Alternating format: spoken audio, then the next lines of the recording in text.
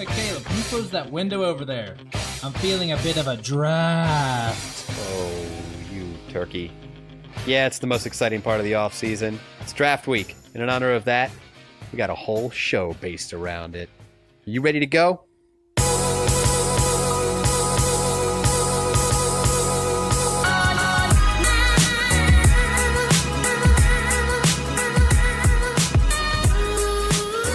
Welcome to your new life in a fantasy football world. Thanks so much for joining us again. Episode 7. Woo! We're here. Very exciting.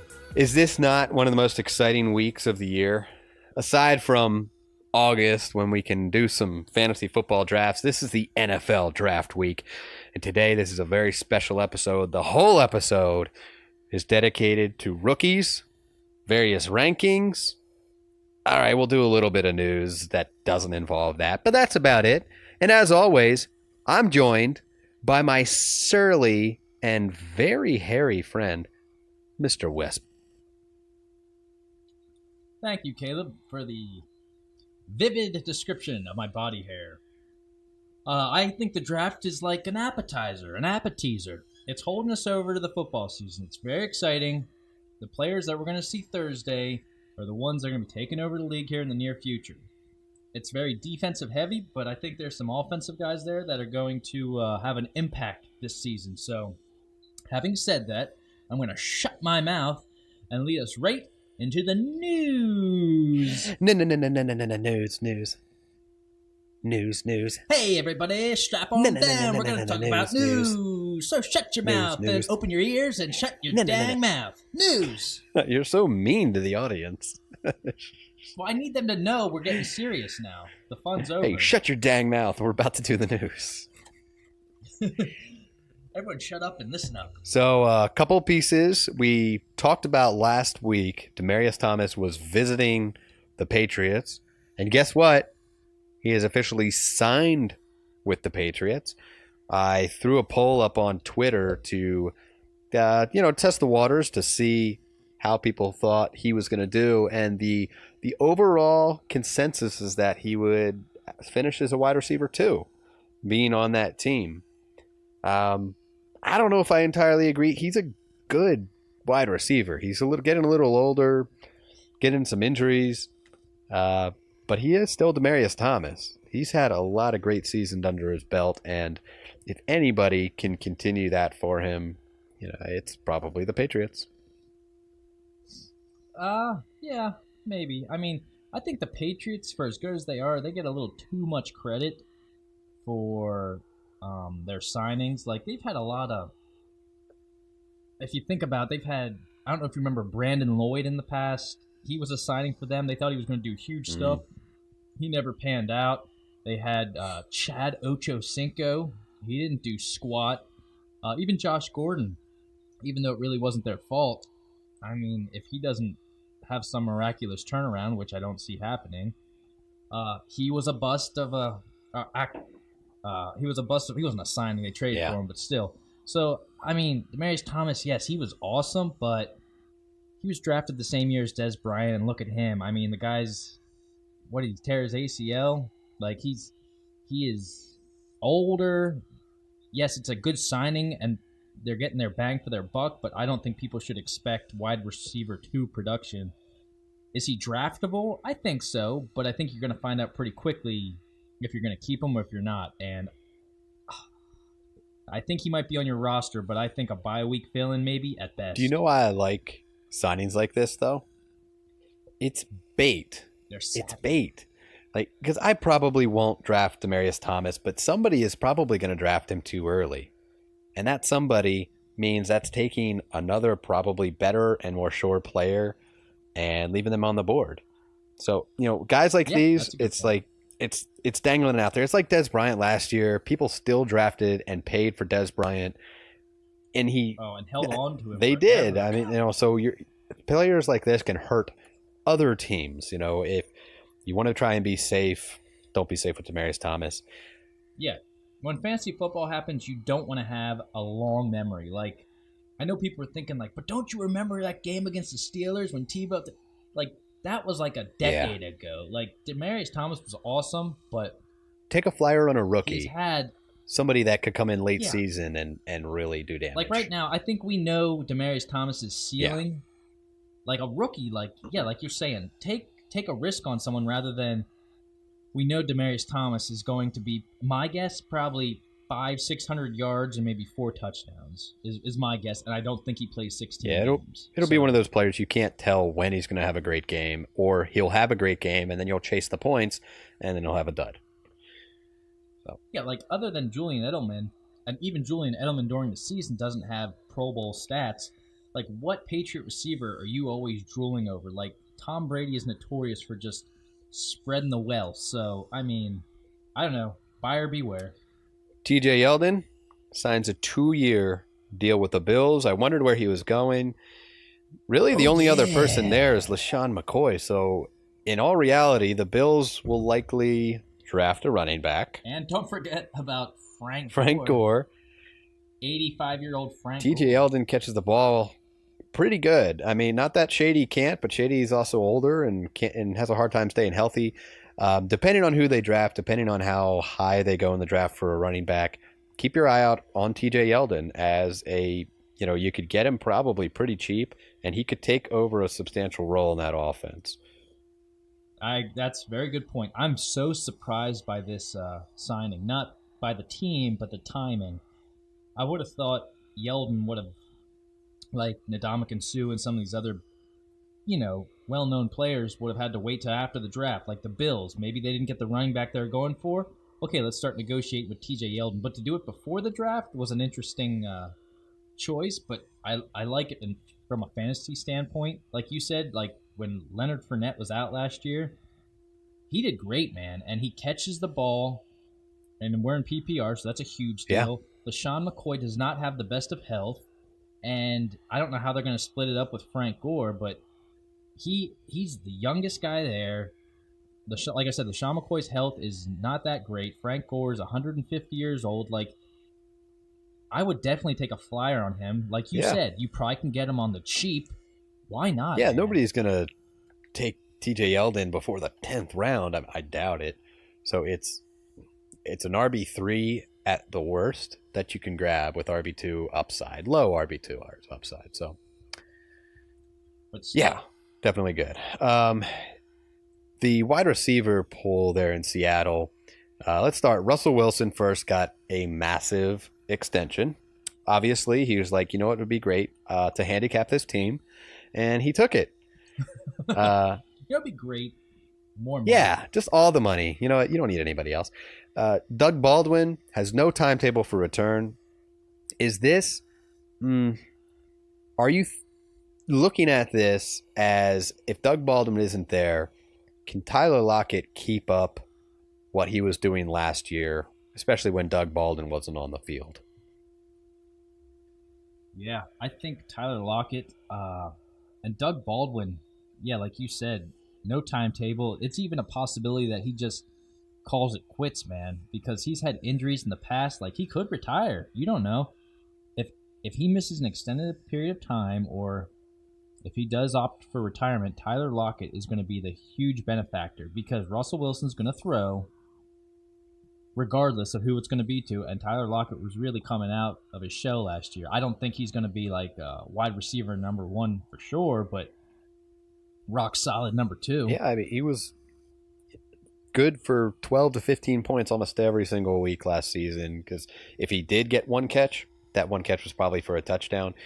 You can't keep those numbers up, but if you're talking 8 touchdowns, 70 catches, 900 yards, I mean, it's a good wide receiver to have. I'll have to look at the rankings to see kind of where Lockett is going right now, but apparently Doug Baldwin's surgeries are still not finished. Like, he has more to go.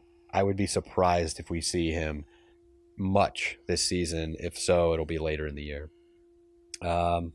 Yeah, I mean, Seattle does not have much wide receiver depth. I think it's Tyler Lockett, David Moore, and Jaron Brown. Like, if those are your 3 receivers, like I said, Russell Wilson will throw the ball. Tyler Lockett would have a really good year. But, like, it all depends on Doug Baldwin. So. Yeah, it does. I think they will rely on the running game even more this year, which really, I think Rashad Penny's stock, along with Chris Carson, is going up. I really think they're It's going to a use mess. both of them a lot. They could be two valuable running backs in that team, just like Ingram, Kamara and Ingram. Yes. This next piece is closer to my heart, so I have a couple comments. I want to talk about it. Is the rumors are the closest teams to a trade for Josh Rosen right now are the Dolphins and the Giants. At first, I was looking at this and thinking, come on, Dolphins, like, just do what you got to do this year, get some skill positions, and go for your quarterback next year. But then I thought, okay, they're not going to give a first-round pick. They shouldn't for Josh Rosen. Rosen, I believe, can be a capable quarterback. He has some NFL experience now, and he's probably, even though he's being extremely mature about the whole situation, which I have a lot of respect for the way he's handling it, he probably would be happy going somewhere new, getting a fresh opportunity behind a team that believes in him. And if you're getting a first-round caliber quarterback in the second round, or for a second-round pick, or less than that, if they're willing to give him up, I don't mind it so much because you're not giving up the farm and you could still go and grab a quarterback next year. And this would allow you now to get some of those awesome defensive skill positions and other skill positions that are there in the draft this year that they also need in a team that's rebuilding. The Giants, they seem pretty committed to Eli Manning or not. I don't know. There's so many rumors out there about them taking Haskins or somebody else. But that's what's going on with Rosen. He seems to be cool with whatever happens at this point. And, I wish the best for the guy because I hate to see that happen. It happened year after year with quarterbacks on the Browns that these quarterbacks would just go to the Browns and just die within a season or less. And, I'd like to see quarterbacks get a chance on teams. Yeah. Josh Rosen, man. I was just reading things that if he was coming out in this draft, he would be the clear-cut number one. From what I've been hearing, from my sources, no. From what I read, Adam Schefter. The Cardinals might be going in a different direction. Yeah. Man. Like Kyler Murray might not be the surefire number one pick. And I told you that an episode or two ago that I don't know why they would do that. What they gave up to draft Rosen. Everyone's first year, like Jared Goff, his first year was a disaster, but you just got to get a comfort level. Yeah, that's the perfect comp for it. I understand it's a system where Kyler Murray would flourish, but come on, man. But for the Dolphins, oh my gosh, if they could get him, that's a completely different outlook for this year, Rather than try and bomb this year and hope to get a high pick next year, you could just do it now. But I think the Cardinals are asking a crazy amount for him, which I don't know if they get. But yeah, Josh Rosen. That's definitely. I think if I was the Giants, I would definitely give up a second-round pick so you can use those first two picks to fill other holes. But for what was Gettleman saying? He thinks he has another 3 years or something with Eli Manning. Like the guy is it's all smoking dudes. I'm sure it's all talk, but you never know with that guy.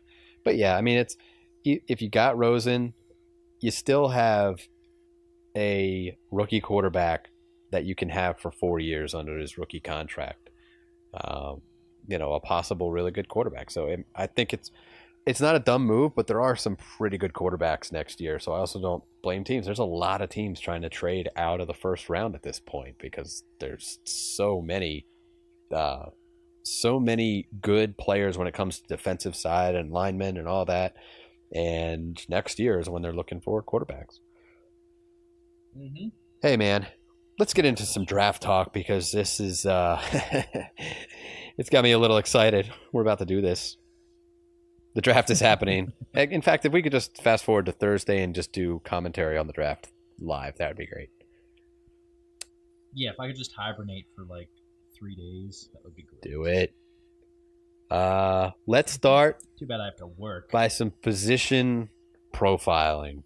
So what we're going to do here, people, we're just going to start with quarterbacks, and we're just going to talk about some of the top quarterbacks going in the NFL draft right now, and give you kind of our expectations on where people say that they are going and if we think they are worth a look or two. We may talk about a couple of them later, so we won't spend too much time on each player. But we will we'll get into it right away.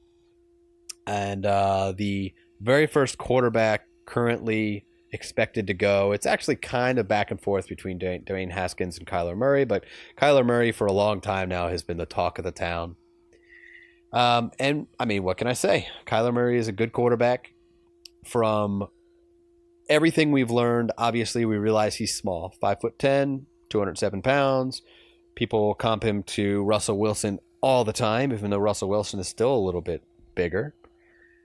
He's a good pocket quarterback, and Pro Football Focus, their stats on him are just outrageous. Every aspect of his game is off the charts in his college history. His 2018 stats, he played 14 games, 4,361 passing yards, 69% completion rate, 42 touchdowns and 7 interceptions. And that doesn't include his rushing either, which was over 1,000 yards rushing that season. Seriously, like, unbelievable athlete for his size. You have a quick quarterback like that, he can seriously be dangerous. Yes, he is small. There are other small quarterbacks that are successful, but they are few and far between. Drew Brees is still at least 6 foot tall, so he has something on him there. Kyler Murray is still very touted, expected to go pick number 1 at the moment to the Arizona Cardinals. We'll see. We'll give you what our predictions are later. Regardless, if he is drafted, it's going to be a quarterback you're going to look at if he gets a starting position. Depending on what team he goes to, he likely will start this year. And somebody of that caliber that starts that high, keep your eye on him, although he's probably going to be drafted in most leagues. Yeah, just for the running aspect. Like I was telling you about Lamar Jackson. And Murray is a far superior passer than Lamar Jackson. But Jackson was worth playing a few weeks just streaming because of his running ability, you know?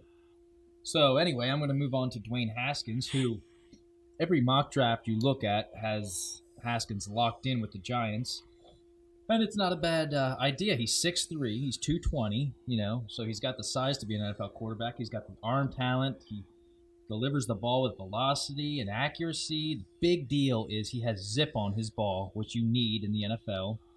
The thing I like about him is he moves around in the pocket, but like you saw from Lamar Jackson and some other quarterbacks that are younger, whenever they feel any pressure, they run for it.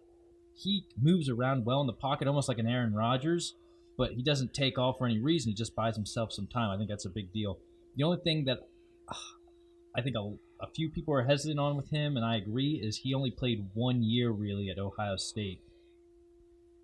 For most quarterbacks, like we know in the NFL, except in college, the second year is when you have to start adjusting to the defense because they have some tape on you.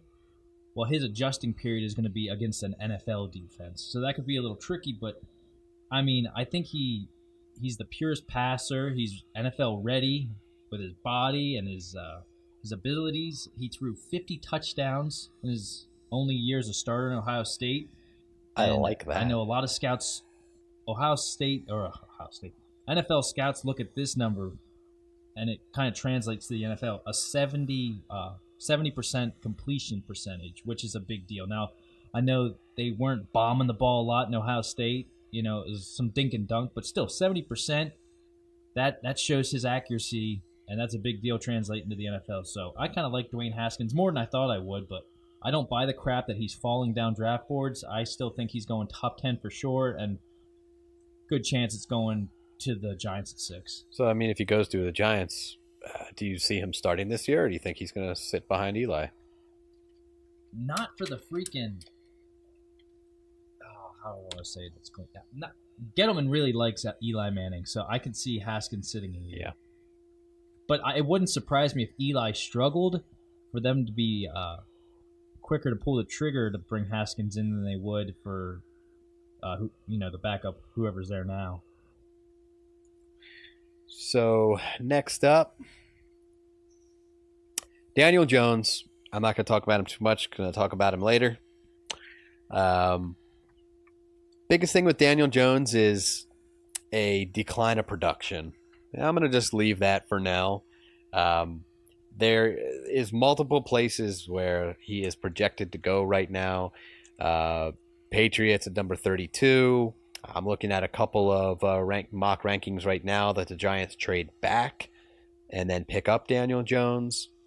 So there's various places where he could go, and that will honestly play into how much I value him moving forward, especially judging by his history.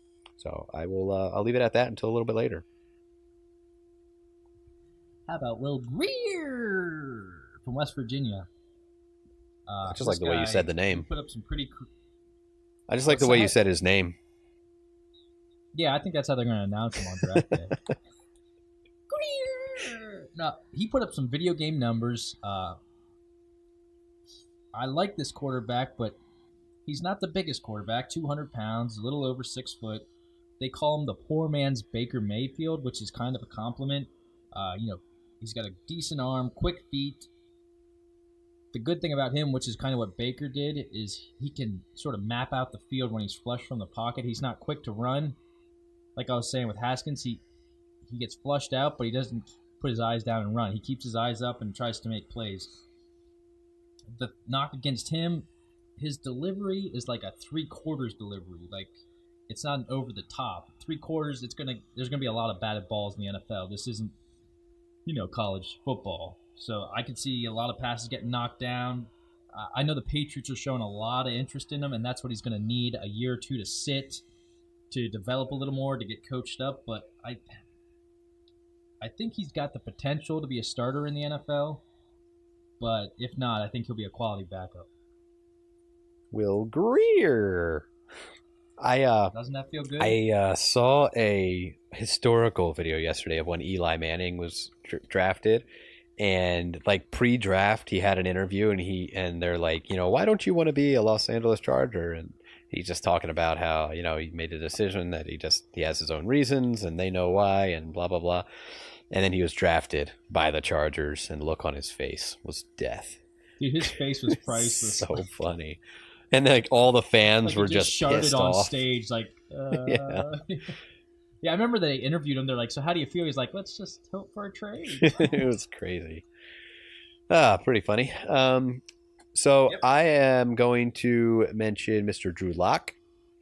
Drew Lock is from West Virginia, senior, ranked currently on the rankings. I'm looking at number 6 when it comes to quarterbacks.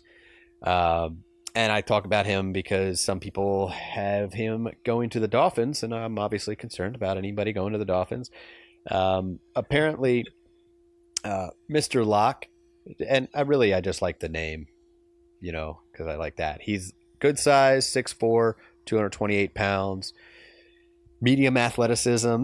The only problem with him is he doesn't stand out in a lot of fields. He has a big arm, and he can throw it pretty far, but he's not very accurate.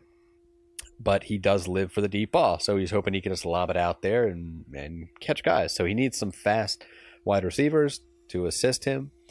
In 2018, he had just about 3,500 passing yards, 62.9 percentage, 28 touchdowns, 8 interceptions.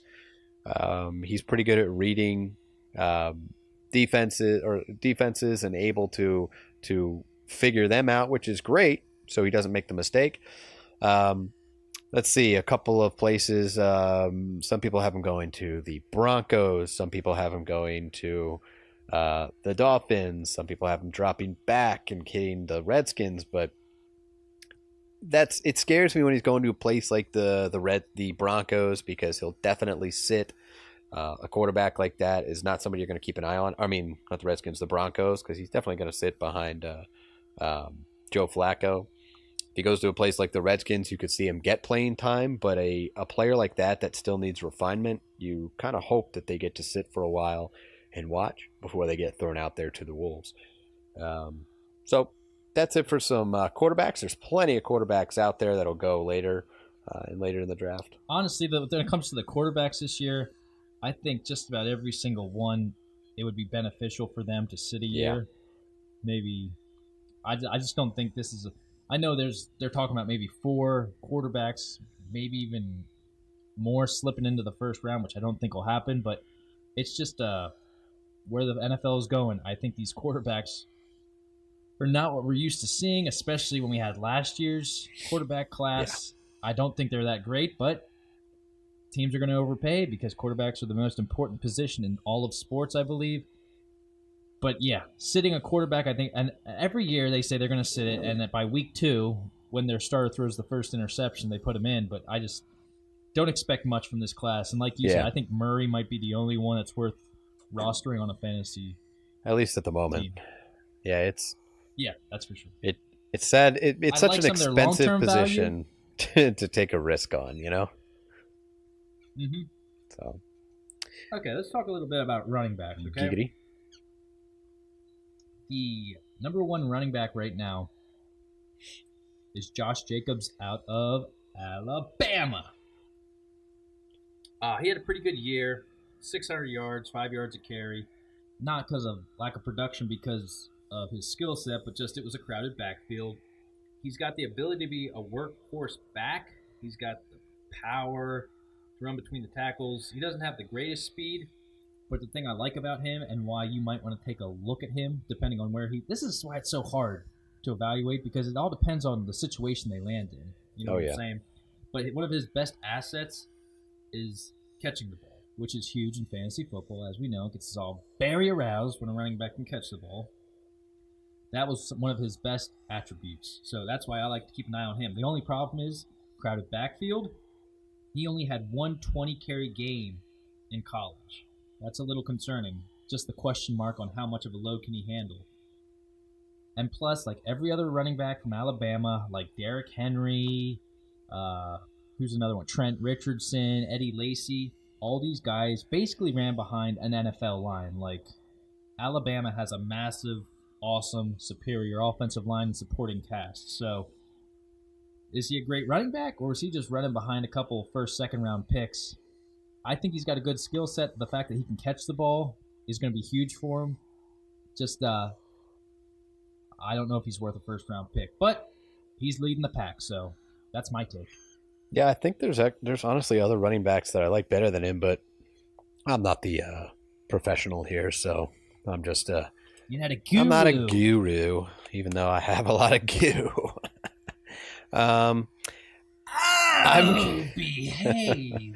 I'm going to highlight Devin Singletary from FAO. I think we need just an Austin Powers clip of saying, "Oh, behave," for how naughty you are on the podcast. Maybe I'll just talk like him for the rest of the podcast, just because of that one comment. Oh my gosh, man! Yeah. No, I don't want to do that. Too many people do that. Does Damien Harris make you randy?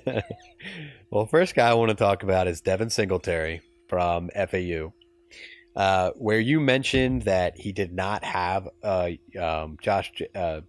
Jacobs did not have a ton of carries. Devin Singletary did. He didn't have a game with any fewer than 16 attempts, but he had games with like 25 attempts, 34, 27, 22, 23, 23. He can carry the ball. He doesn't catch the ball a lot. He's more of a, the guy on the Browns, that name is escaping me, a bruiser. Duke Johnson? Yeah, no. The other guy. He's a bruising type back, but he's more Duke Johnson's size. Oh, I forget how sizable he is. He's a short guy, only 5'7", 203 pounds. So he's not necessarily... Oh, Reuben Drones. Yeah, he's definitely not going to be that every down back because of his size. But he put up some awesome averages. He rushed for... His rush ratings were some of the highest out of college. He had 22 touchdowns. This guy has played really well at 5.2 yards per average.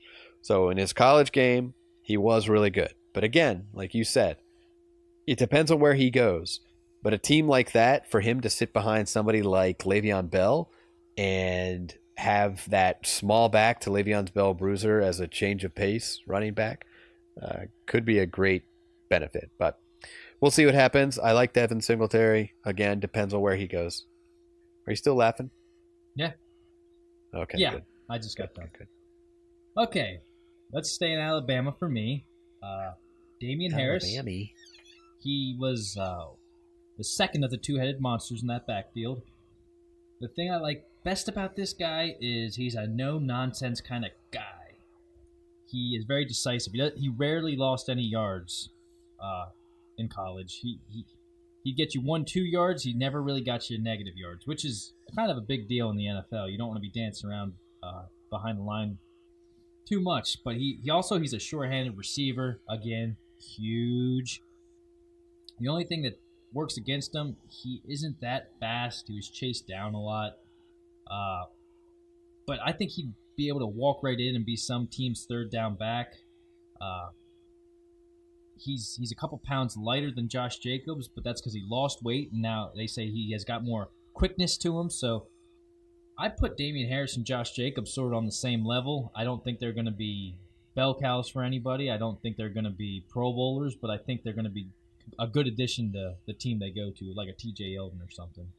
That's the thing to watch about running backs is that there are a lot of running backs that can give you value right away. That will start right away for some teams.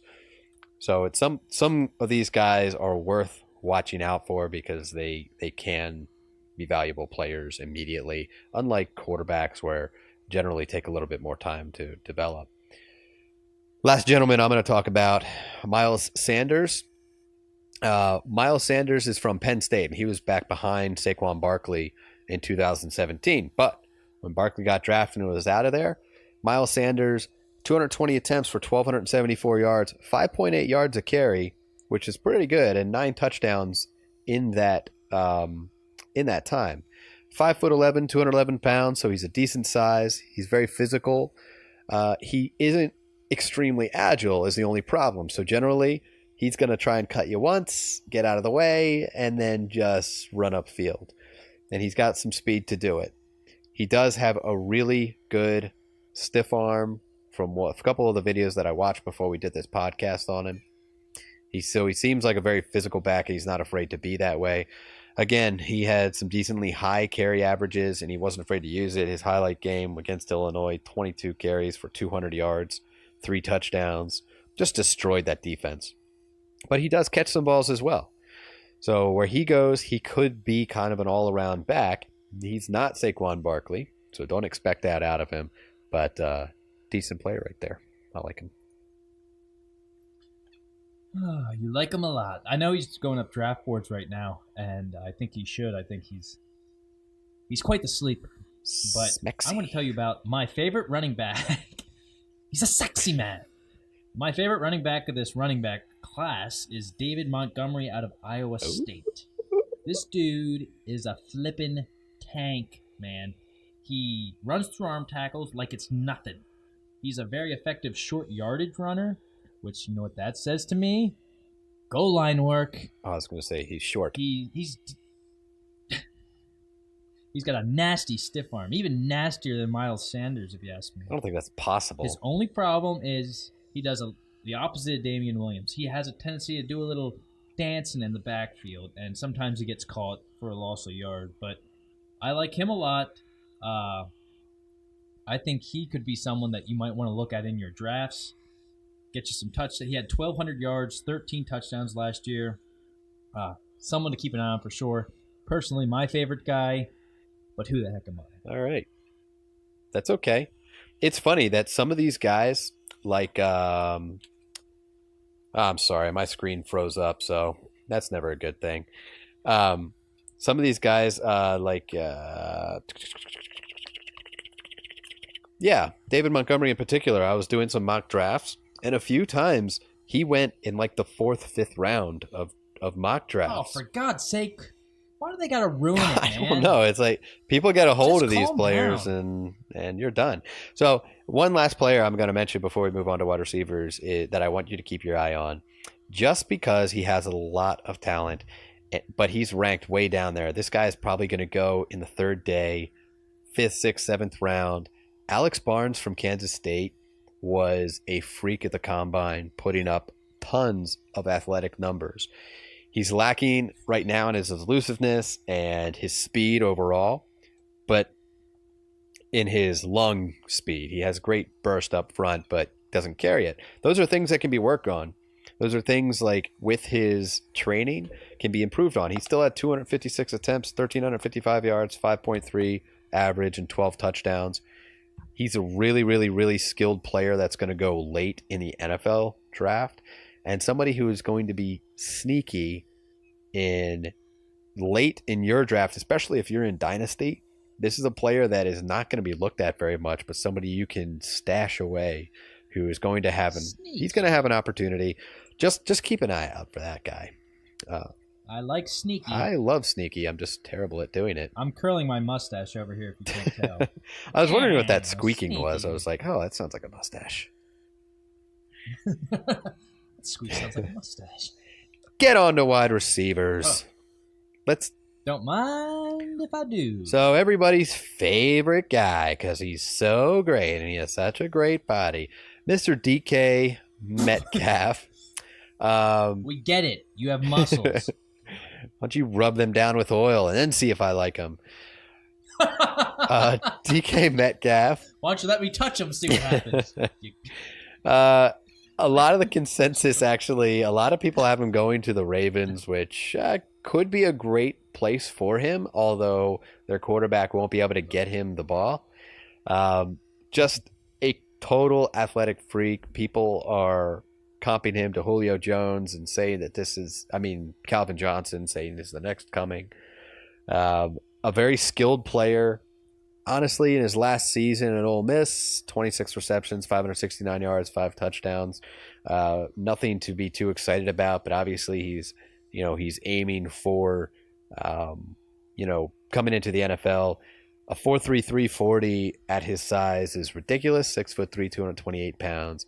Obviously, he's going to be probably him and a couple of these other earlier ones will be very, very highly drafted.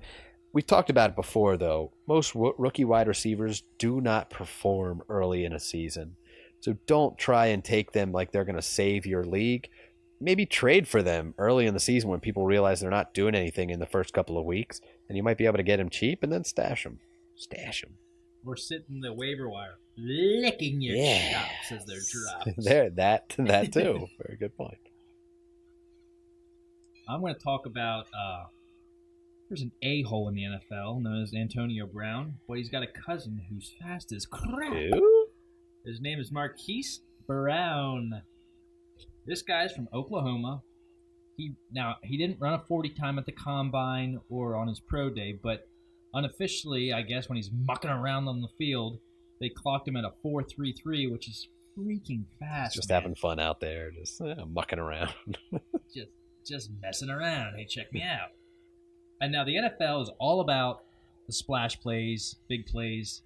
This guy is the kind of guy that could fit on any team. He's got that game-breaking speed, almost like a Tyreek Hill.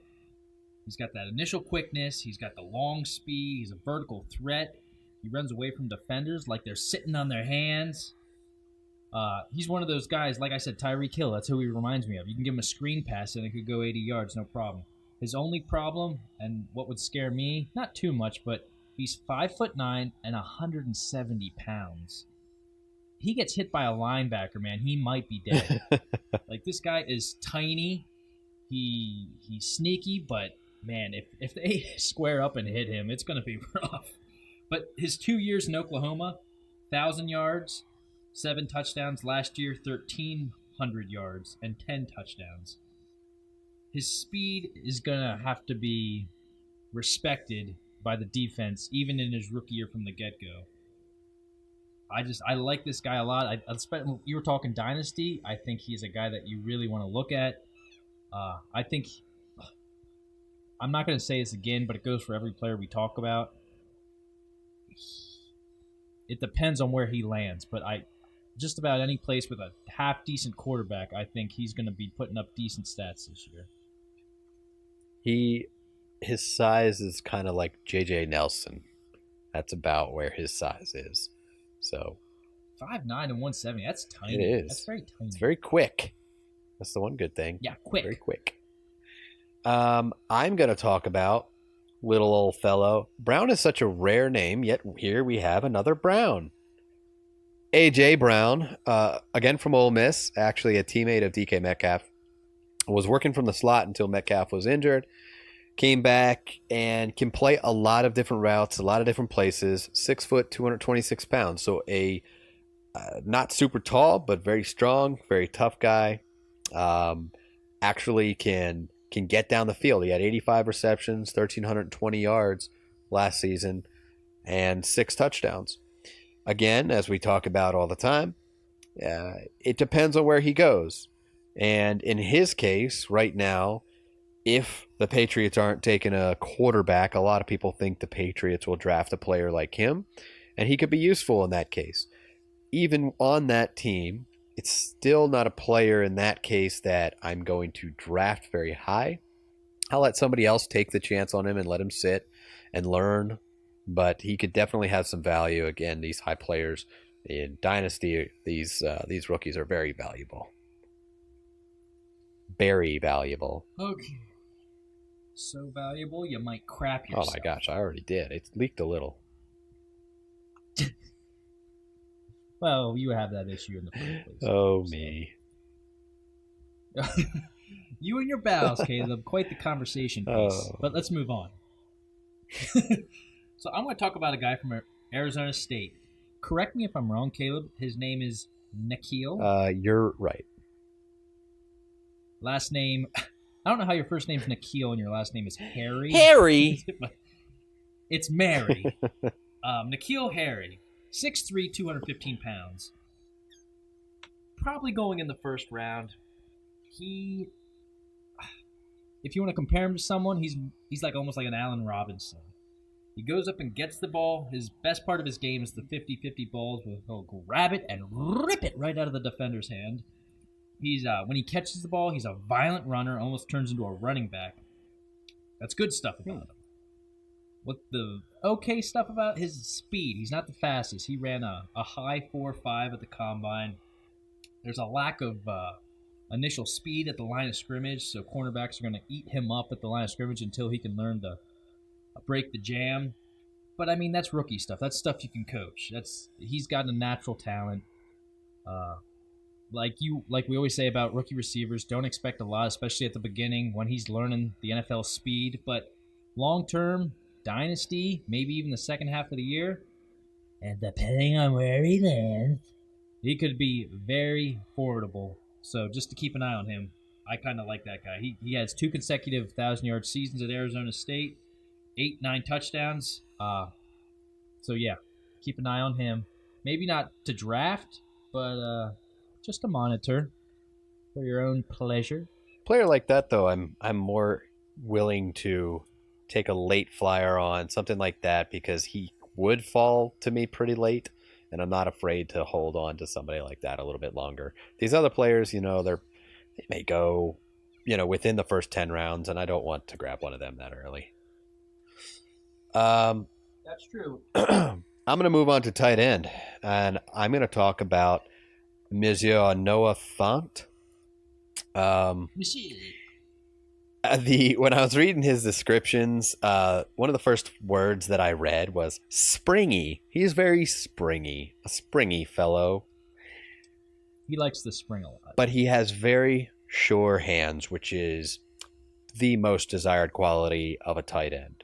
We had some issues when O.J. Howard had his first year that he was dropping some balls, and that is touted as O.J. Howard was coming into his draft a couple of years ago. That's just the worst thing you could do as a tight end is start dropping the ball, and then you're not trusted so much. But he is a big guy. He's a tough guy. In 39 receptions, he caught 7 touchdowns, so he is a great red zone threat. What is really appealing to me is some people think that the Seahawks might go after him. And the Seahawks are in pretty good need of a really good tight end. So I can see him having immediate usage on the Seahawks as a late round tight end to, or even waiver wire pickup on somebody like the Seahawks. I mean, I guess even the Raiders, if the Raiders wanted to grab him at some point, I can see him being a great outlet for these quarterbacks that might get beat up. Russell Wilson has to scramble a lot, and if they're not they're not rushing it. He's either going to bomb it to lock it or hit somebody down low, whether it's the running back or a tight end. So I like him for that position, and I like Noah Fant. We saw what Russell Wilson did with Ed Dixon and what was the guy's name? Varnett or something? Oh, yes. White guy. Vanette. Like, they made them fantasy relevant. Yeah. So if they would get a talented tight end, yeah, that would be huge. But let's be quiet about that guy and talk about the real gem in Iowa tight end, T.J. Hawkinson. 6'4", 250, a mammoth of a man. He's got vice grip for hands. He's a catch-and-run threat. He's got the speed to go over the middle. He had 760 yards last year and 6 touchdowns. But the thing that makes him a top 10 tight end is like Gronkowski. He can be formidable over the middle. He can beat you deep, but he is a dominant blocker. One scout said he's a guard in a tight end's body. That's huge when you can be such a double threat. You can bring him in as a blocker or put him out as almost like a large wide receiver. Hawkinson, I don't think gets past the top 15. I think he's I've even seen him going as high in mock drafts to the Jacksonville Jaguars at 7. Whoa. So I don't expect either of them to last super long, but Hawkinson I think is superior because of his blocking skills. So Zach Ertz was pretty beneficial with the current quarterback of the Jaguars. So oh yeah. Nick Mark Foles. Brunell? Nick Foles. So okay. so I can see that being a pretty good place if he was to go somewhere like that. We're going to move on because we spent a lot of time on this. Let's go to kickers. I'm just kidding. Oh. I'm just kidding. We're not going to do that at all. You're so funny sometimes. I just like to smack you in the nose. Oh, I thought you were going to say the other place that you should Sack. smack. There you go. That's where I want to get smacked. I'm into it. Come on. I'm into that sort of thing. Oh. But we are going to move on, Silence. and we're going to do a little draft prediction.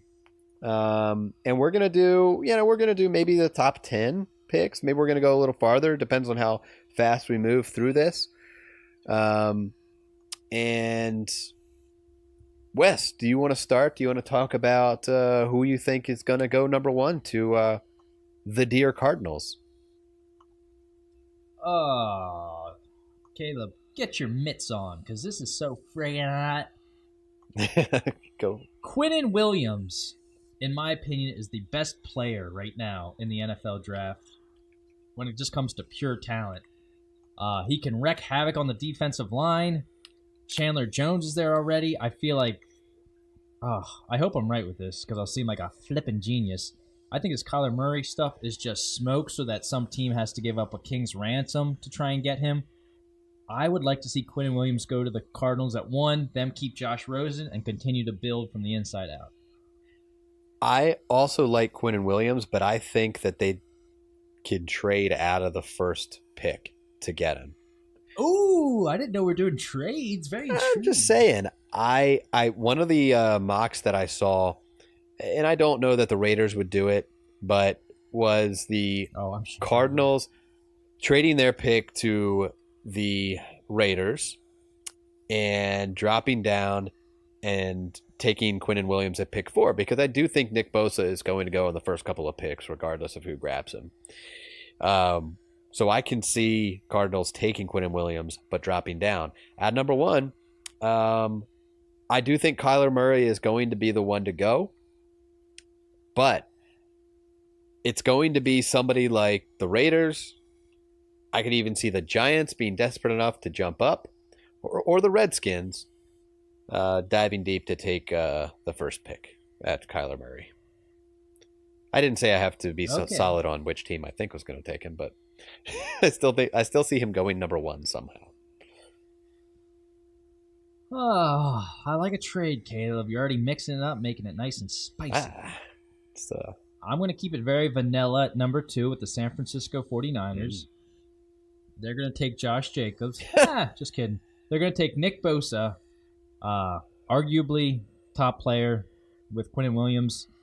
I mean, You put him on the Niners. You got D Ford there. I mean, you're building a crazy defensive line. They've used previous first round picks recently on the defensive line. I mean, they could be building something special on the defensive side. So easy one, Nick Bosa.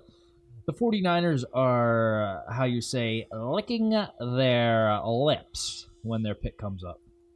Yeah, I think very soon they're going to have to start addressing some offensive line.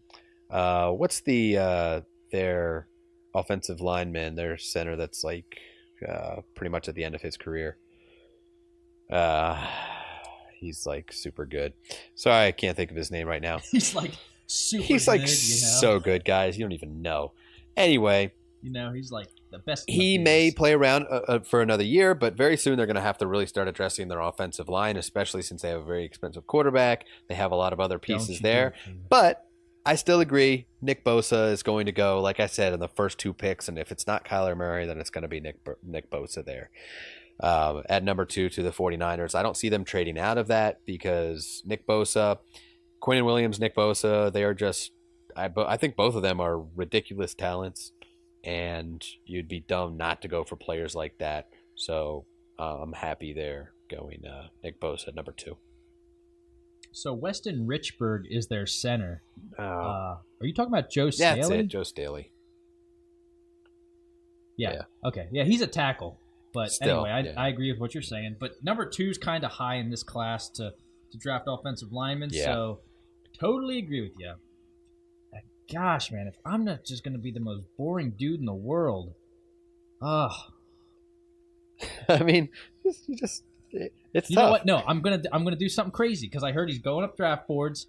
I'm going to say this. The New York Jets are going to somehow pass on Josh Allen at linebacker and have one of the craziest defensive tackles, one of my favorite guys, Ed Oliver out of Houston. He's an animal. He's the same size as Aaron Donald. I think the Jets take him, make that defensive line a flippin' nightmare for everybody in the AFC East. Okie dokie then. And Josh Allen gets passed for now. All right. See, it's so hard for me when it comes to like a team like the Jets. So they have their quarterback. They have Le'Veon Bell now, at least for a few years. They have a lot of ancillary pieces. They need to get some wide receivers, but they're going to get them later in the draft. Some other players. So I can definitely see them going defense. And I think Josh Allen they need an edge rusher. They need somebody who's going to get after the quarterback. I watched them play the Dolphins last year, and they're just, they're very middling in that aspect. I don't mind Ed Oliver because they need that whole defensive line, but I am going to be the boring one here and just agree and say they take Josh Allen. No fancy trades here, but let's go there. Okay, let's move on to the Oakland Raiders. Or the Cardinals. What stupid thing are they going to do? Oh, God almighty. The Oakland Raiders are going to take your precious Kyler Murray with the 4th overall pick. Why? I don't know, because they're dumb. Like, Derek Carr, I still like the guy. He's got weapons now, finally, but John Gruden is obsessed with Kyler Murray. Let's keep in mind, John Gruden was absolutely obsessed with Johnny Manziel, too, but he's obsessed with Kyler Murray. If he somehow falls to the Raiders' lap, which I feel like for the Raiders to get him, there'd have to be a trade up, because other teams would probably want a shot at Kyler Murray. But for the sake of this mock draft, Kyler Murray falls to the Raiders. John Gruden and Mike Mayock do the lamest white guy high five in the world and draft him. See, I already think that the Cardinals are going to trade out, and this is where they're going to take Quinnen Williams. But I think the Raiders, like, this is Gruden being smarter than you think, playing everybody. I think this is the point that if somebody like Kyler Murray is there, and everyone thinks that this is where he's going, some teams are going to start offering them trades to trade up, grab Kyler Murray, grab somebody else that they really like, and the Raiders are just going to sit back, take a later first-round pick in this case, and an extra 2 second-round picks, third-round pick, just to have to trade out of that. And then suddenly they're going to have 3 first-round picks, like 5,000 second-round picks. I think this is a They're ploy. gonna basically just draft the whole first round. It's crazy. I mean, there's a danger, but they're trying to hit on all the wins they can. So I see them using this as a ploy. Somehow they're either going to trade up for a better player or they're going to trade back, and everybody's going to feed into it. That's number 4. Yeah. Okay. Where are we going? Tampa Bay? Number 5. Tampa Bay law. I'm trying to make this fantasy relevant, but this is just such a stacked defensive year that I feel like Devin White's going to go to the Buccaneers. I feel like if he lasts to the Buccaneers, it's an easy pick. They just lost Juan Alexander to the 49ers in free agency. This guy is a beast at linebacker. He can keep up with tight ends. He can cover receivers. He is fast as crap. I like him a lot. Easy pick for the Buccaneers. If they do anything else, they're fools. Who did you say? Make it. What? Who did you say? Devin White? Okay. I heard something else. Roddy White? No, he just got arrested. I hate hearing that crap. I think that this is a great place for somebody like Montez Sweat. I don't know. Again, another team that has fantastic offensive pieces, doesn't really have a need to address any offensive line right now, it would seem, except for running back, but they can grab that way later. So here, Montez Sweat they need an edge rusher. He's the next guy available on the board, and probably by far one of the better ones, and that would go in the top 10. So they can either drop back here, take him a couple picks later if the Giants want to move up, if the Jaguars really want to move up, but I could see them taking Sweat here. Okay, I'm going to be boring. With the number 6 pick, the New York Giants select Montez Sweat. There you go. Yeah, all I hear is Gettleman is so freaking aroused for a pass rusher. I feel like the fact that they have, what is the 17th pick, where they might be able to get Locke or Daniel Jones. I feel like Montez totally measured off the charts at the combine. He's flying up draft boards. I feel like the Giants want to get back to what won them Super Bowls, and that's pressure on the quarterback. So they lost Olivia Vernon to the Browns in that trade. I feel like they want to get back to their bread and butter. Pressure on the quarterback. Montez Sweat, take it home with you. Yeah, I'm fine with that. I don't see them taking a quarterback at this point myself. You know, I don't even know who I think they're going to take instead. I can see the Giants trading way back as well, because I think they're going to address so many other positions right now. They're definitely going to go wide receiver. They're probably going to take a high wide receiver, and that's why I think that they would skip on a quarterback now. I'm going to say that they are going to I can see them trading with the Redskins here. Redskins taking Dwayne Haskins, them going back to the 15th pick and going for someone like Marquise Brown. I'm gonna take that. Okay. Let's move on to 7. Jacksonville Jaguars. I know just about everyone in their meta has Jawan Taylor going there, offensive tackle out of Florida. But I think as much as Foles needs protection, I feel like he needs a safety valve. And there is no surefire offensive weapon there right now, so I was thinking they go receiver. But I think TJ Hawkinson fills both needs. Protection, like we were talking about earlier, fantastic blocker. Yep. But also, he's a great receiver out of, if you want to line him in or take him out with the receivers, he's going to also give you an option, safety valve for Foles when he gets a little pressure. So TJ Hawkinson, it might be a little high, but number 7, I see him going there. I totally agree. That after you mentioned that earlier, I was like, that makes so much sense. That I know there's a lot of talent, but throughout the whole draft, there's going to be a lot of talent later for offensive linemen, for defensive line. But somebody like TJ Hawkinson does not come along often. They need that. That's somebody they have to have. And I could see even the Packers trading up, because I know the Packers need somebody there. But I like the Jaguars going at that point and taking TJ Hawkinson as well. I like it a lot. Oh, I like it. very I creative. like it Caleb. a lot. I like it a lot. Detroit Swanson. Lions. Okay. We were way off. So the Detroit Lions. Now, I know you're not going to follow me on this one because I even think I'm a little stupid for doing this, but whatever. It's a mock. They just signed Jesse James, but Jesse James is definitely not a true number one tight end. He is a good backup. That's how he served in Pittsburgh. I feel like the two buddies from Iowa go back to back. Noah Fant, the fastest tight end in the draft, is going to give Stafford another weapon because that's what he needs. I know people are saying maybe some defensive help, but I mean, this is Stafford's make or break year, honestly. So they need to give him the best chance at succeeding as they can. You have Galladay, you have Marvin Jones.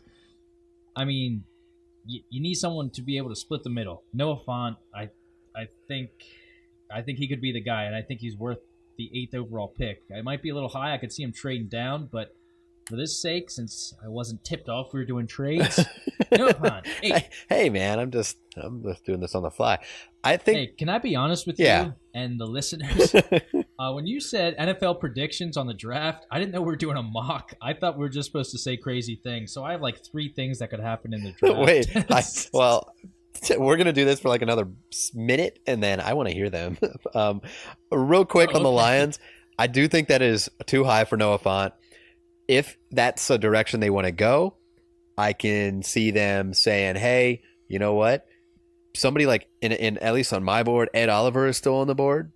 The Bills might want them next pick, but somebody like the Falcons could jump up and say, I'll take Ed Oliver, so you don't get him, and they could get Noah Fant back in the middle of the first, in my opinion. So we'll do quick the Bills and the Broncos, and yeah. Okay, well, I'm going to make it quick. I just there was a last-second trade. Buffalo Bills trade down 2 spots. Bengals jump the Broncos to get their pick of the litter at quarterback, basically. Oh. And they are going to take the guy that's going to take over for Andy Dalton, Dwayne Haskins. I feel like he can come into Cincinnati. I think it spells the end for Andy Dalton, obviously, but they need someone. Dalton has had his chances. He's had some mild success, but he's just not the answer in Cincinnati to take him over that hump. Dwayne Haskins, they need to bring in a new quarterback, and I think he's ready to roll. So I think they trade up just to get ahead of the Broncos because I think the Broncos are looking at quarterbacks, and I think they take Haskins. I like it. That's good. I think the Bills end up blowing it and stay there. They don't get Ed Oliver because the Falcons already traded up to get him. So now they have to look at what else they need on the defensive line. It's more slim pickings, at least this high. So I can see them going a different direction, maybe with linebacker Devin White, someone like that on the line. And the Broncos, I think I would agree that they are going to probably take the 3rd quarterback off the board in Drew Lock, somebody that can sit behind Mr. Flacco and learn. Yeah, I was going to say the Broncos, I could see him taking Devin Bush for a young linebacker, but it's just to be fun. Yeah, Drew Luck. That'll be it. I know John Elway has had his eye on him. Apparently he's pretty high on the guy. He's had terrible luck with quarterbacks since he's taken over. With the exception of Peyton Manning falling into his lap. Yeah. I'd like to see Drew Lock succeed. Will he? I don't know. But I think he has a good shot at going to the Denver Broncos. So, real quick, what were your 3 crazy moves that you see happening, mister? Oh, did I say 3? I meant 5. I'm going to say them really fast, okay? Yeah. Both Iowa tight ends go in the top 15. DK Metcalf does not go in the top 15. I think he drops down the board. Giants pass on a quarterback with their first round pick. Green Bay goes quarterback with one of their 2 picks. No running backs in the first round. No running backs at all. No running backs in the first round. I reiterate, no running backs. Not even one. I don't know. Yeah, there's not a lot of value at running back for sure, so I can see that happening. Okay, we're going to have a very special edition of Devil's Advocate. And again, we'll kind of make it quick because I know we're running long. But we're going to do either for or against with a couple of players, and we're just going to note some of our reasonings as to why maybe you shouldn't look at these players. And I'm going to start by letting Monsieur Wes tell me why you shouldn't draft Kyler Murray. Okay, Kyler Murray. Let's just say something quick about him. He was a great quarterback, great dual threat quarterback, but he had one successful year in college, protected by a phenomenal offensive line, throwing to future NFL stars with a coach that knew how to work to his strengths. Okay, he's got that going for him. That's not a bust. That's just a fact. The thing that I'm not too sure about the guy is, okay, you talked about his amazing stats before, about his 4,300 yards, 42 touchdowns. Let me tell you another stat. 600 yards, 5 touchdowns, 7 picks. That was his stat at Texas A&M. He didn't do much at all at Texas A&M before he transferred to Oklahoma. Was it because he was still learning the college systems, or was it because he just didn't fit in there? I don't know, man, but he only had success that one season in Oklahoma. So that's something that you got to worry about. His love for the game, I mean, I understand he picked football, but he changed his mind just a few months ago about it. He was wearing Oakland A's uniform and everything and practicing. So, I mean, he's got that. Also, the freaking elephant in the room. He's 5'10 and 195 pounds. Like a giant. This guy's a man among children. He is going to get swallowed up. And like Lamar Jackson, who we saw was electric, but there's like 3 or 4 games where he had to leave the game at some point just because he got sacked by a 320-pound animal. And when you weigh so little, I mean, the guy's not even 200 pounds. He has guys over 150 pounds trying to tear his head off for a job. Like, he's 5'10", too. I understand people are going to say, Russell Wilson, Drew Brees. You're talking about 2 Hall of Famers, man. Like, if you can't give me, like, an example on a yearly basis or something, you got to say 2 of the best guys ever under 6 foot. That's what scares me, especially if you have the first overall pick. His durability, his track record in college, those are just a few. I would love to see this guy succeed, because if he can be what he was in college, that would be awesome. But he reminds me of a Johnny Manziel, just absolutely electric. But once you start playing the best of the best in the NFL, I don't know, it could be a different story. So I want to see the guy succeed. I just know I wouldn't want my team taking him with a top 5 pick. Yeah, I like a lot of things about Kyler Murray. I really do, and I want him to be really good. My hope is that he's so fast that nobody can catch him and pummel him to death, because you're right. He'll never get if anybody hits him, he's done for. Yeah. Well, let's talk about a little Dookie, Daniel Jones. I want you to tell me why this guy from Duke is going to have any sort of success in the NFL. Listen, let's drop some Dookie on this, okay? So there's a couple of problems, all right? His NFL comp right now is Ryan Tannehill. Ryan Tannehill had some good talent, but he couldn't stay healthy. I will say Daniel Jones, though, has an extremely high football IQ. He's also compared because he was mentored by the same guy that mentored Peyton Manning and Eli Manning. 4 Super Bowl rings between those 2 guys. So in good company there. Not to say he is those players, but he did work under a guru that is able to teach the mental part. And for quarterbacks, one of the most important aspects of the game is having the mental side. You can refine your throwing motion. You can refine all of that. He did a lot more with having very few skill positions. How many Duke skill position players do you see going in the draft? And you don't even need to check, okay? Because it's Zion not Williams. a lot. Oh, well, if he was a wide receiver, he might play pretty good. I think he'd be a pretty good tight end, but go ahead. 2016, he won the team's most valuable player when he started all 12 games. He came down a little bit in his sophomore campaign, only 56.7 completion percentage, 14 touchdowns, 11 interceptions. Not great, but he's learning. He's learning under his mentor. But then he came back and won an MVP Honors Award in his final game to solidify that season. He got a broken clavicle, came back again, improved to 60.5% of his passes, 22 touchdowns, only 9 interceptions. And he then started in the game in the bowl game, throwing for 423 yards, 5 touchdowns in that bowl game. So in the big games, he can keep it together and he can make the right decisions and the right throws. That's kind of like Joe Flacco. Joe Flacco wasn't always great in the regular season, or Eli Manning, but in the playoffs, and it came time in the big games, he was always able to progress and do great. He has very, very early recognition of deep balls, so he's very good at knowing when to throw it so he can actually get it to his players. So when he has players around him that can get down the field, he's great at throwing that deep ball. And he's also a very good pocket passer, so you know that he's not going to be the guy that's just running around getting hurt. So he's going to stay thin. Of course, he does have problems at the line of scrimmage.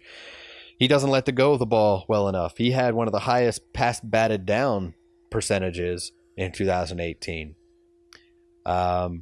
He holds on to it for a long time, constantly patting the ball, and he's very terrible at drawing players' attention and faking passing. So he has other stuff to learn, but this is a type of player that's going to have the chance to sit back and watch and learn. Some people have him going to the Giants, where he's going to sit behind, who else but Eli Manning, and get to learn from him. Maybe not in Eli Manning's performance, but in his actual ability and know-how. Some people have him going the last pick of the first round to the Patriots, so he can learn from Bill Belichick, from offensive coordinator Josh McDaniels, from Tom Brady. These are places where he's the kind of player that can have a great success by not starting year one. Because if he has to do that, he will fail, unfortunately. But Daniel Jones can be a successful quarterback because he has the mental aspect of it down. He just has to refine some of his skills. That's why you should like Daniel Jones. Much more in depth than mine. I'm embarrassed. Oh, I just made it all up. All that was a lie. I was also talking about Kyler Murray. Got ya. Kyler Murray. You just say that. Shh. Racist. I won't make any more comments about this. Our favorite segment is here. A very special edition of Devil's Advocate. Wes, take it to the house. Did you just say Devil's Advocate? Oh, sorry, everybody. And that ends this segment, Caleb being an ass. A brand new segment. Hey, that'll easily become everybody's favorite right away. Like, haha, what a doofus. The Wrath of Wes. Welcome, one and all. Feel his wrath. There is only one, the unique, the slippery, Mr. Wes. Thank you, Caleb. Per your request, this week's will be about 3 NFL draft busts and 3 fantasy football draft busts. I'm going to start with the fantasy end. I had, 7 guys down, but I'm going to talk specifically about 3 of them. And it's just going to be brief. It's just going to be going over their stats and how they disappointed. I think one of the most famous ones, and we all can relate to it, is a Mr. Peyton Hillis, if you can remember him.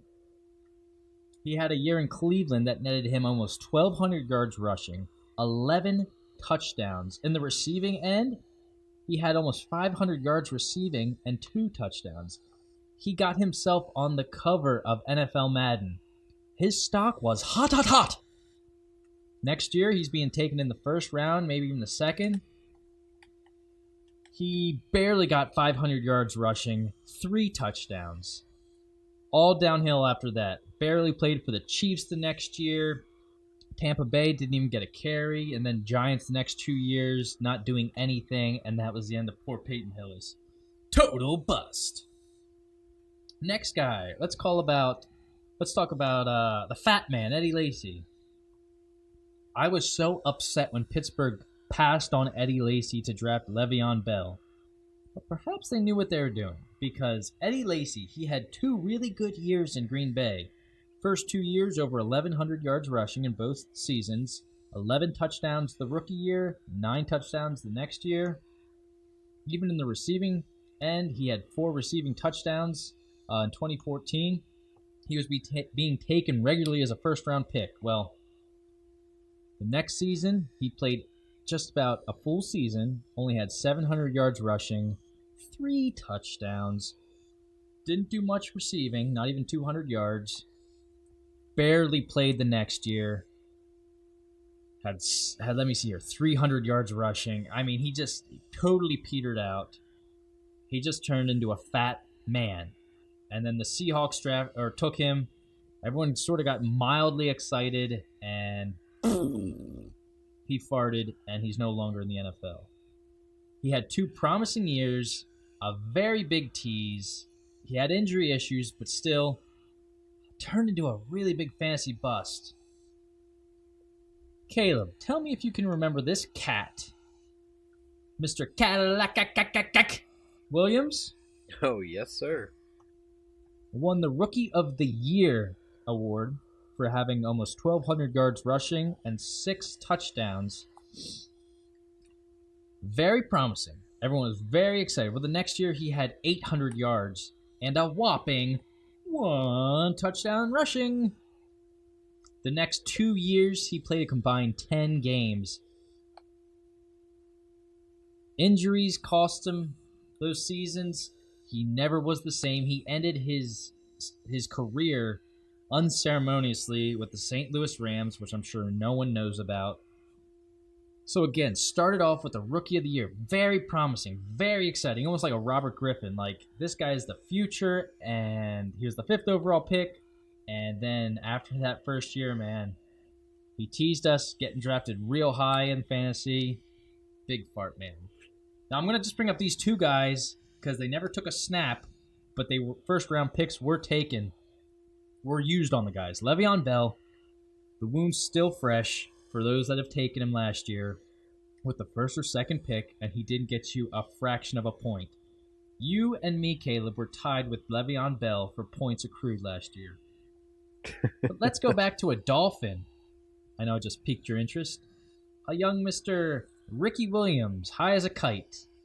People were using their first-round picks on him. He had 2,000 yards rushing. He was a beast. Retired out of nowhere and screwed so many people in fantasy. So those were just honorable mentions. So those are my fantasy busts. Regular NFL draft busts. Now, everyone wants to talk about Ryan Leaf, blah, blah, blah. So I tried to get something a little out of the ordinary. Kajana Carter out of Penn State. The Cincinnati Bengals traded their 1st-round pick, their 2nd-round pick, a bunch of crap to get the 1st overall pick for this promising cat out of Penn State. 3rd carry of the preseason. Got injured. His season was over. He never had over 500 yards rushing his entire career. He had 5 years in Cincinnati, but when he came back, he had to deal with Corey Dillon and people like that, and never really got the starting gig. He had a stint with the Redskins and the Saints, which really turned into nothing. But for the Bengals, it's classic Bengals back then. They traded big, tried to get the main guy for their offense in the running game, and the poor guy on his 3rd carry. You don't know what could have been. I hate to make injuries bust-related, but I had to. Mr. Randy Moss, Caleb, do you remember him? I think Randall. He went by Randall? Yes. Total bust. No, I'm just kidding. But when the Vikings traded him, they got the 7th overall pick from the Minnesota Vikings in exchange. Or to the Vikings. So the Vikings used it on Troy Williamson, who was supposed to take over. Speedster out of South Carolina. Rookie year, not even 400 yards. 2nd year, not even 500 yards. 3rd year, not even 250 yards. This guy, for his career, had 87 receptions, 1,100 yards, and 4 touchdowns. Randy Moss did that in a single season in his flipping sleep. And that was basically the end of the Vikings' supremacy with Culpepper, Carter, Moss. When they traded Moss, drafted Troy Williamson, it was one of the worst drafts. And a top 10 receiver, I mean, he did nothing for him. He had 2 years with Jacksonville. No one would have known that because he didn't do squat. Now this one is going to sting, man, so hard for the Oakland Raiders fans. Robert Gallery, offensive tackle out of Iowa. A beast, man. Raiders took him with the 2nd overall pick. Was he a major bust? Yeah, he never made a Pro Bowl, and his 3rd year he gave up 10.5 sacks in 10 games. I mean, he wasn't the worst offensive tackle in the world, but the reason why this was such a big deal, Caleb, let me tell you the guys drafted after him, okay? Larry Fitzgerald, Phillip Rivers, Sean Taylor, Kellen Winslow, Roy Williams, D'Angelo Hall. Keep in mind, they needed a quarterback. Phillip Rivers, I said. Ben Roethlisberger.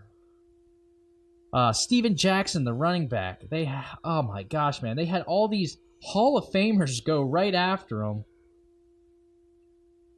Oh my gosh. I'm just looking at the list, man. It's very depressing. Like, Robert Gallery is surrounded by Hall of Famers. Eli Manning was the first pick, like you talked about earlier. But Fitzgerald, I know Fitzgerald was rumored to go to the Raiders, but they needed offensive line help in their defense. And Gallery was a for sure guy. They said he was the safest pick of the draft. Well, he was the worst. And to pass on, even Kellen Winslow was a nut job. He had some pretty good years with Cleveland. Sean Taylor, he was a staple of that defense of the Redskins. Phillip Rivers has been obviously the centerpiece of the Chargers. Roethlisberger, I mean, that one stings so hard, man. That pick altered the franchise for the Raiders for the next decade. That's the last thing I was going to say. I just feel bad for Robert Gallery, man. No, I like it. That's what it goes to show is there is no sure thing in any of these players, in anybody that you're drafting, whether in the real NFL draft or in your fantasy draft. All these rankings and the rankings we are going to have come out here in the next couple of weeks, when you look it over, we don't know. Some of these players could just bomb this year and never play in the NFL again. You have players like that are touted like John Ross or Devontae Parker that end up doing nothing but hanging on just enough to tease people every now and then, but just end up taking up space on your bench. So with a grain of salt, these are just unprofessional rankings. You never know what you're going to get, whether it's a quarterback, a wide receiver, a running back, and you hope you make the right decision, but a lot of variables can come into play, just like with Le'Veon Bell, that he just doesn't show up the whole year. So yeah, lots of fun. I know we're running a little long, but I just want to say, like I said in the Wrath of West a couple weeks ago about the draft process, these NFL scouts that make crazy money and their job is just to study these college players, they have no idea. It's just an educated guess. It's just as much information as you can gather for an educated guess. You don't know how a guy is going to react to the NFL life. You don't know how they're going to react to a different scheme, a different system. You don't know how they're going to react to playing against the best of the best. And when you hear sure thing, most times it's anything but. Quarterbacks, even like offensive linemen, like as easy as, all they do is block. You just keep the quarterback on his feet. You've had many busts when it comes to offensive linemen. You just don't know. These experts that, these grades that'll come out minutes after the picks of, oh, terrible pick or A+ on the pick. No one has a clue. The only way you have a clue is 3 years down the road when you see how they've developed. So, just to reiterate what you were saying, no one has a clue. No.